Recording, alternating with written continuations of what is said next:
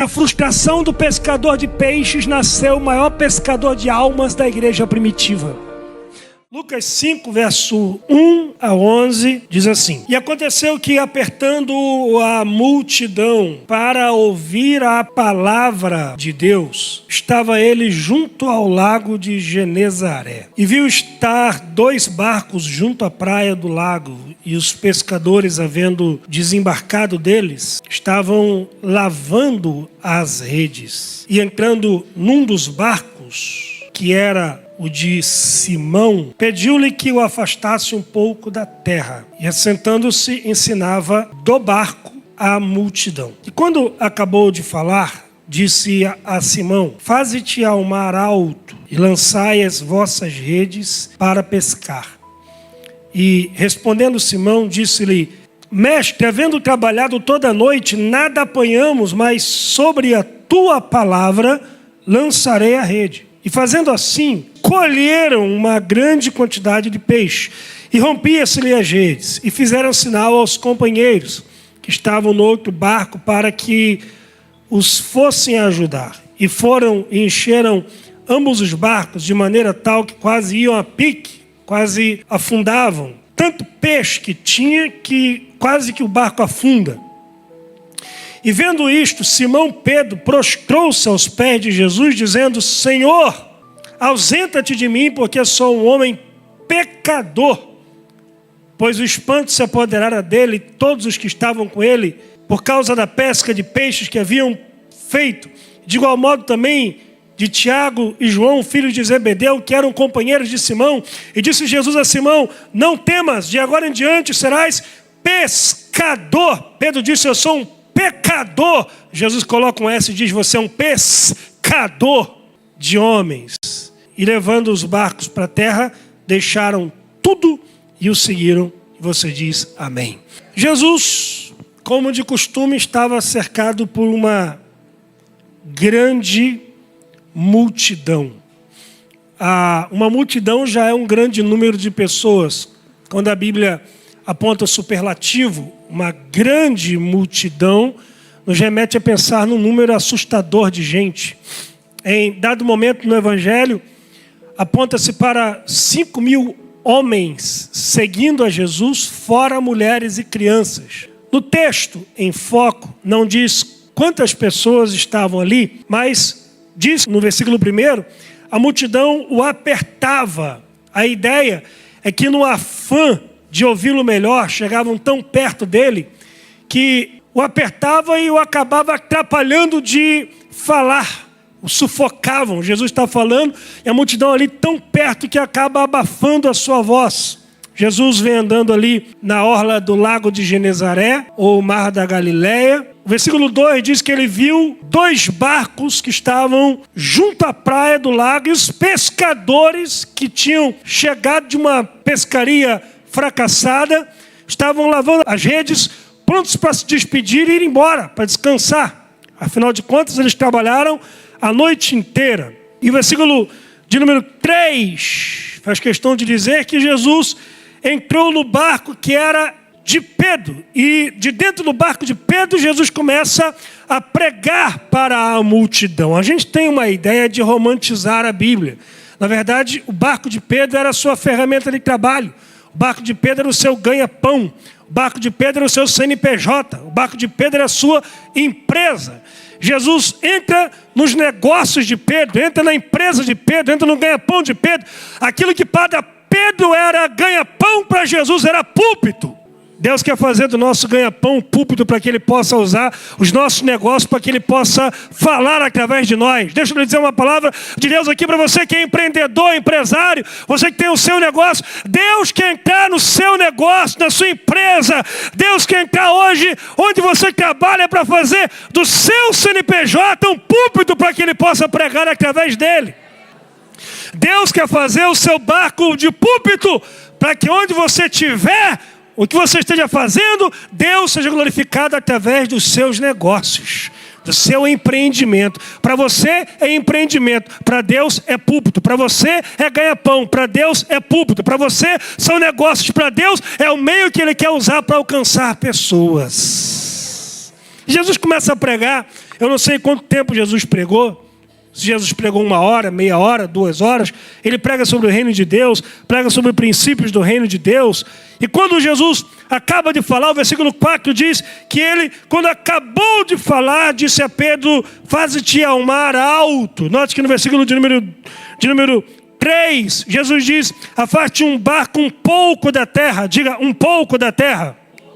Ou seja, o cenário que a gente tem no versículo 3 é Pedro dentro da água, segurando o barco com as mãos, e a multidão na beira da praia ouvindo Jesus pregar. Então a multidão está na praia, Pedro na água e Jesus assentado no barco, pregando para a multidão.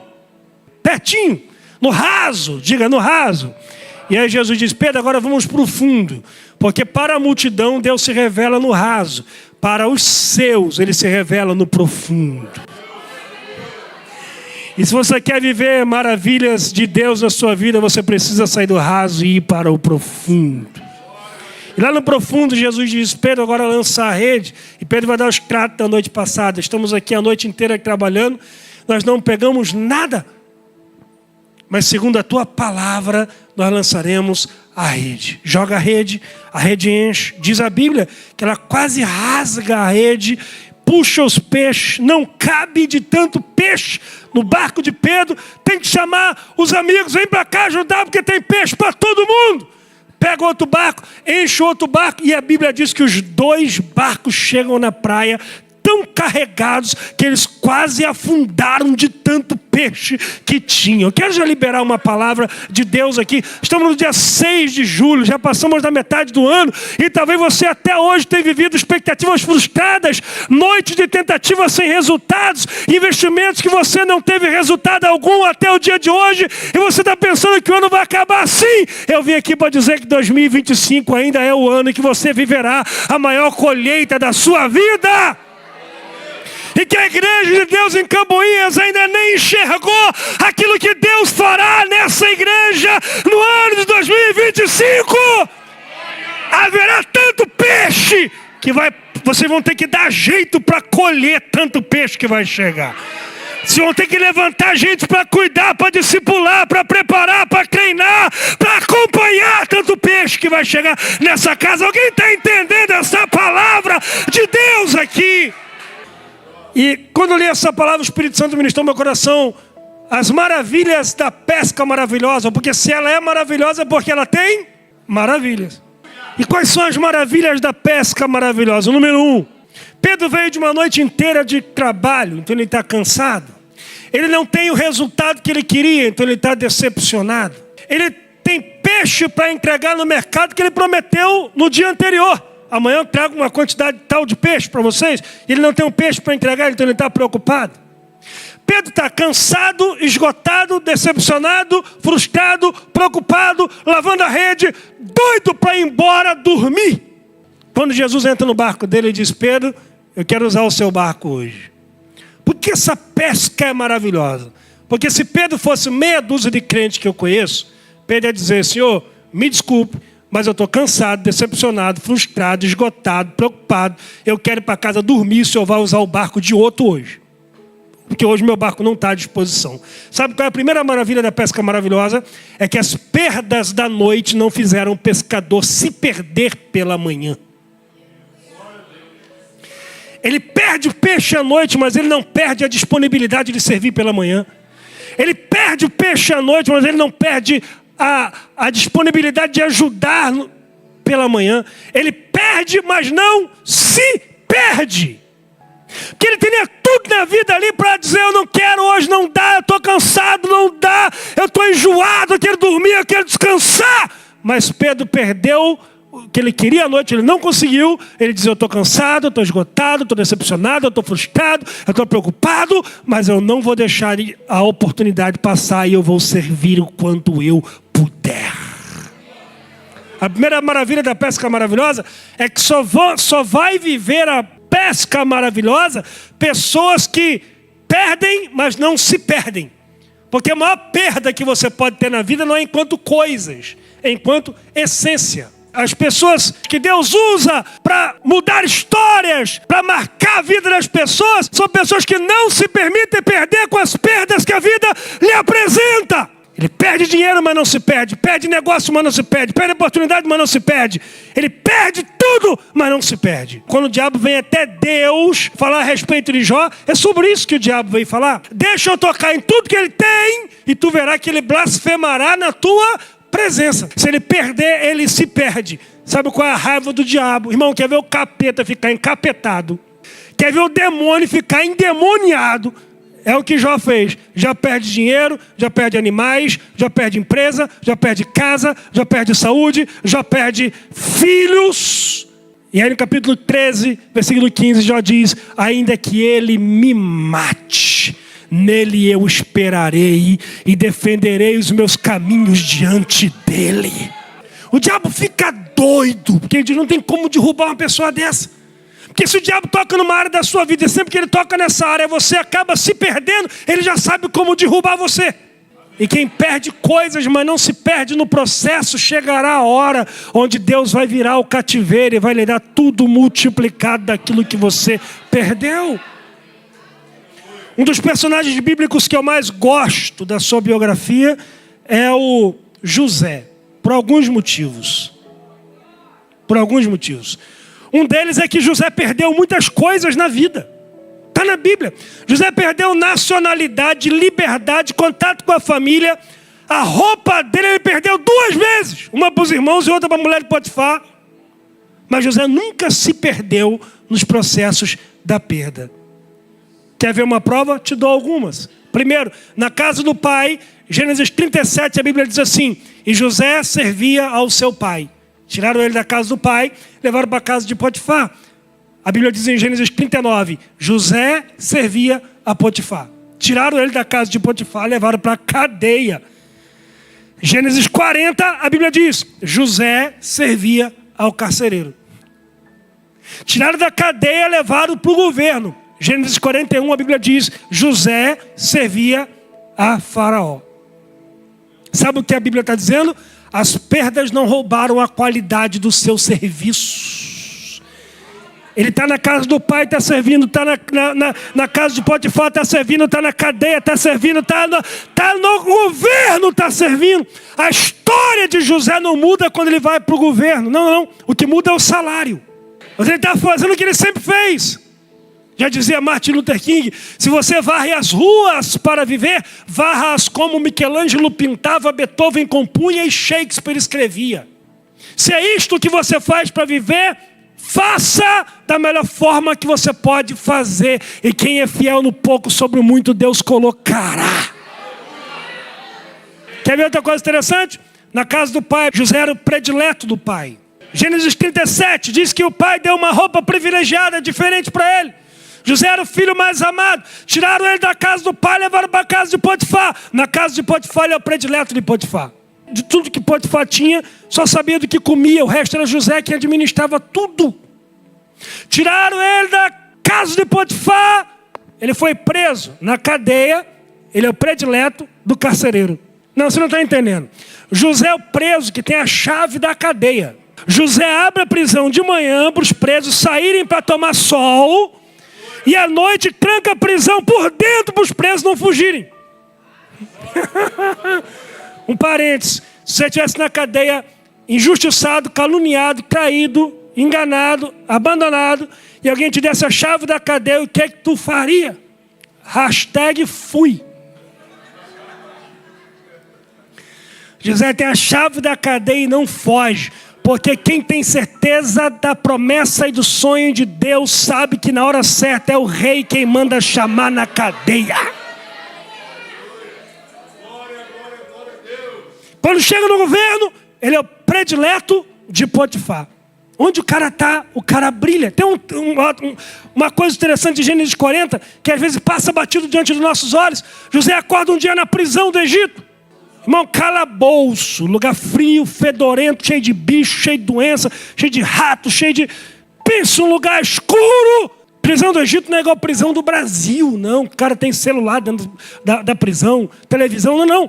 Prisão do Egito É uma coisa horripilante. José acorda numa prisão do Egito, Leonardo. A Bíblia diz assim, que ele olha para o copeiro e o padeiro do rei e diz assim, gente, por que vocês estão tristes hoje?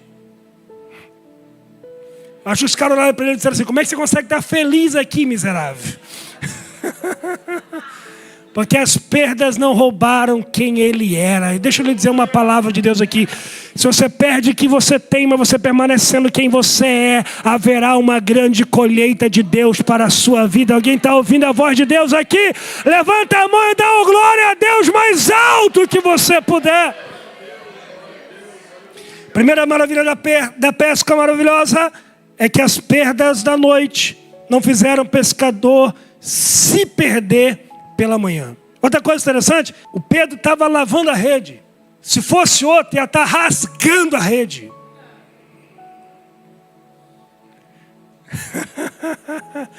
Mas ele está lavando a rede, como que dizendo, não deu certo hoje, mas amanhã dá.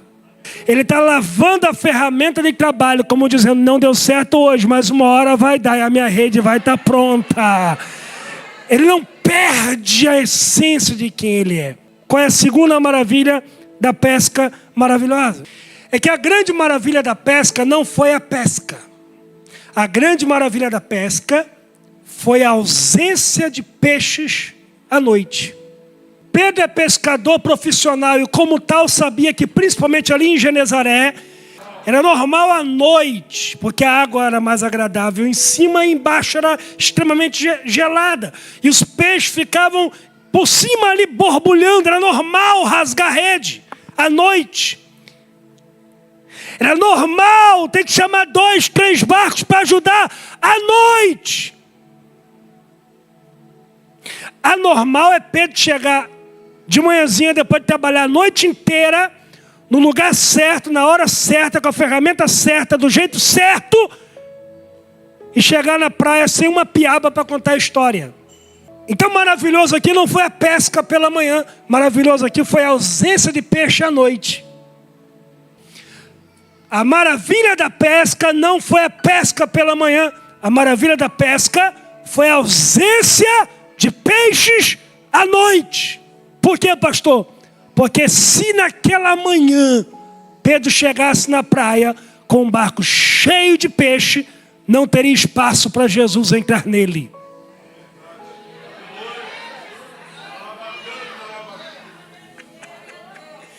Então Deus permite uma noite inteira cansado, esgotado, decepcionado, frustrado, preocupado, para de manhãzinha o barco de Pedro estar vazio, para que Jesus entrasse nele e dissesse, Pedro, hoje nós vamos pescar juntos.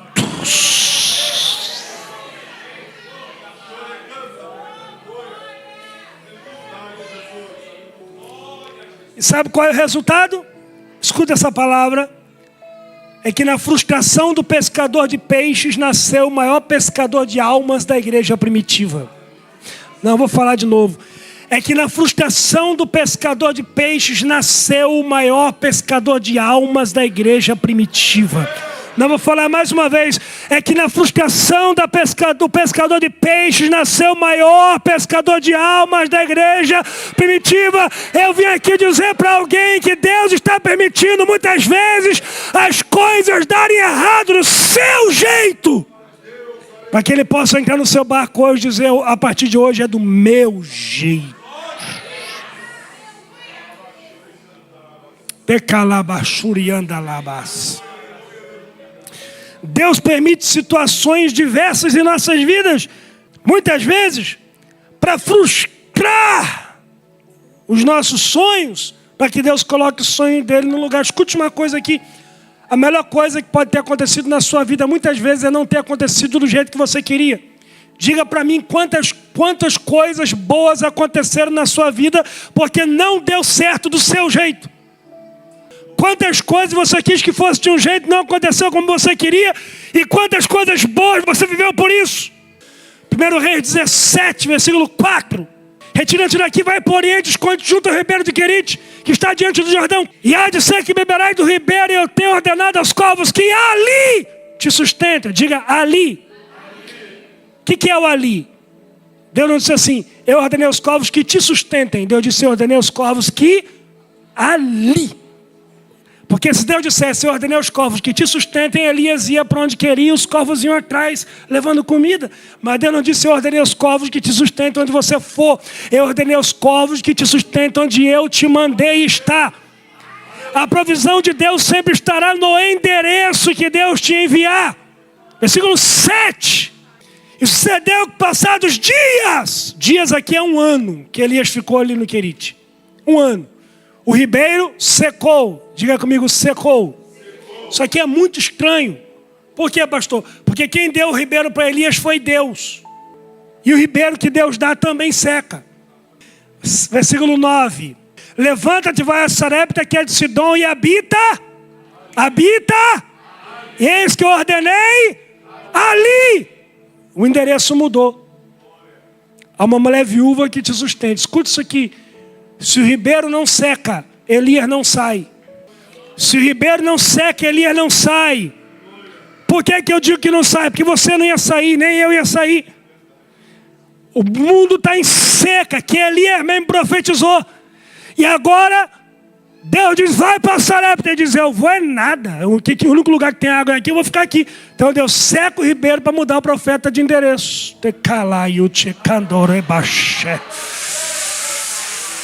Ô glória, ô glória. Escute isto. Se o ribeiro não seca, Elias não sai. Se o ribeiro não seca, a mulher não viveria o milagre da multiplicação do azeite e da farinha. Se o ribeiro não seca, o filho da viúva não ressuscita.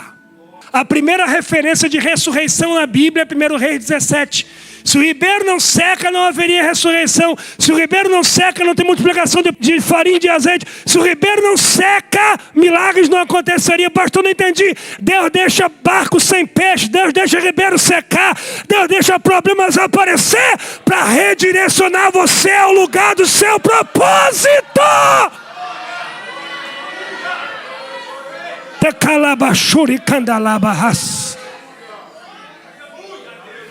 E você está achando que é o diabo.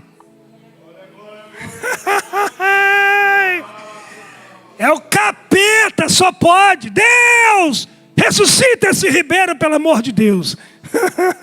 E Deus está dizendo, meu filho, sou eu mesmo que tirei o ribeiro. Pare de pedir para Deus te restaurar aquilo que Ele mesmo te livrou. Contra os filhos de Deus, nem o mal está no controle do mal.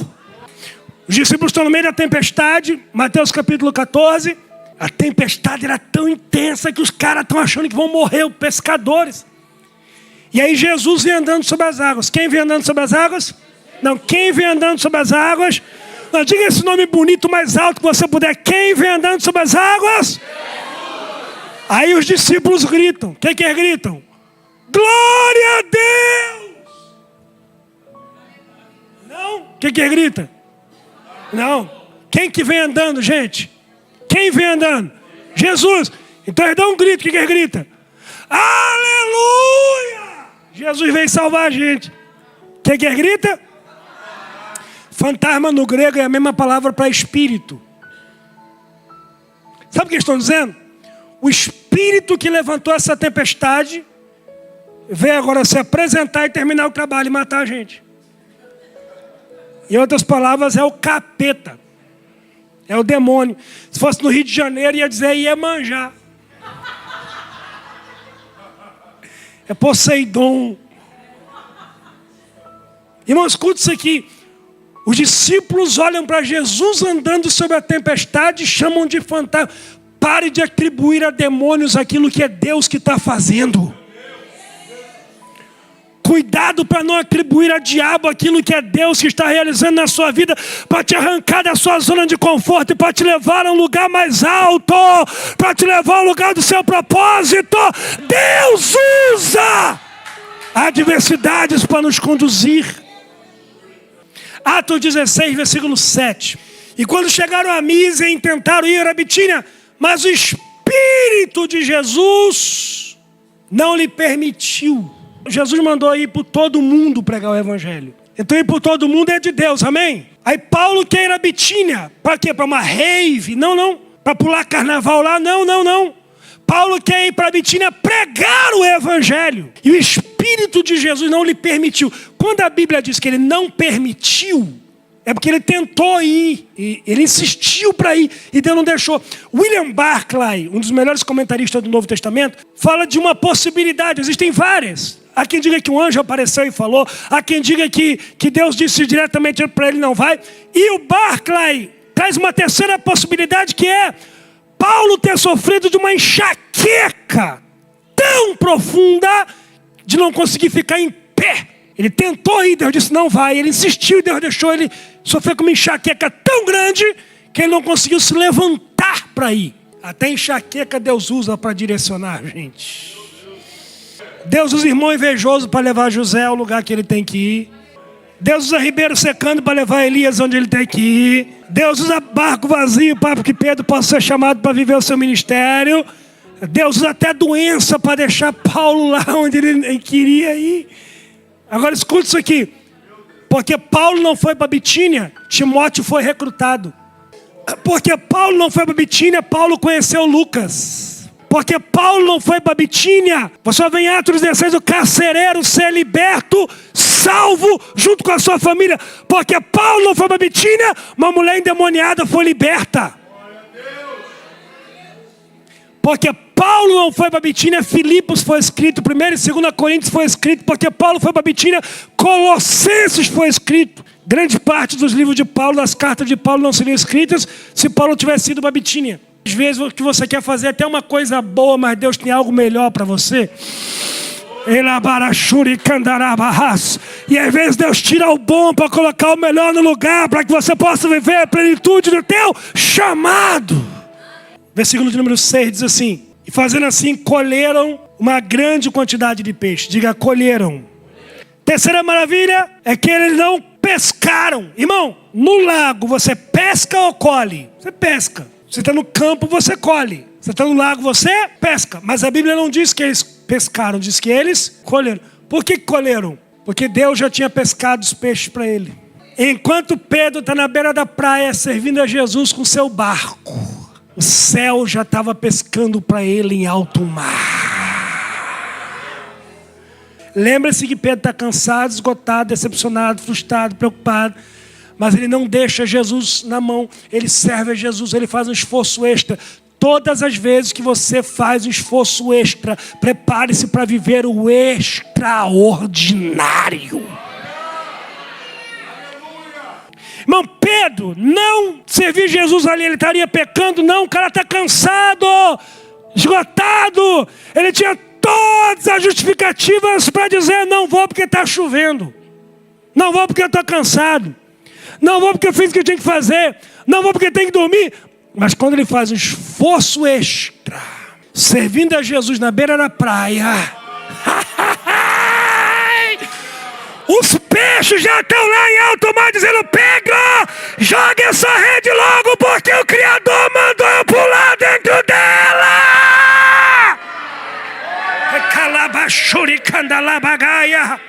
Quando você honra a Deus com seu barco, Deus honra você com a colheita de peixes. Versículo de número 11. E levando o barco para a terra, deixaram a metade dos peixes e o seguiram. Não? Não. Pelo amor de Deus.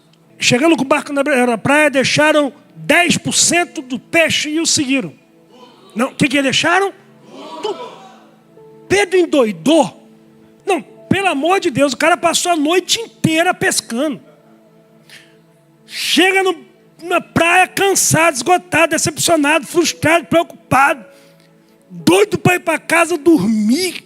Jesus entra no barco do cara, prega não sei mais quanto tempo, Pedro lá dentro da água, quase dormindo, caindo na água. Entra no barco de novo, vai para o meio do lago, enche rede, rasga a rede, chama outro barco, enche outro barco.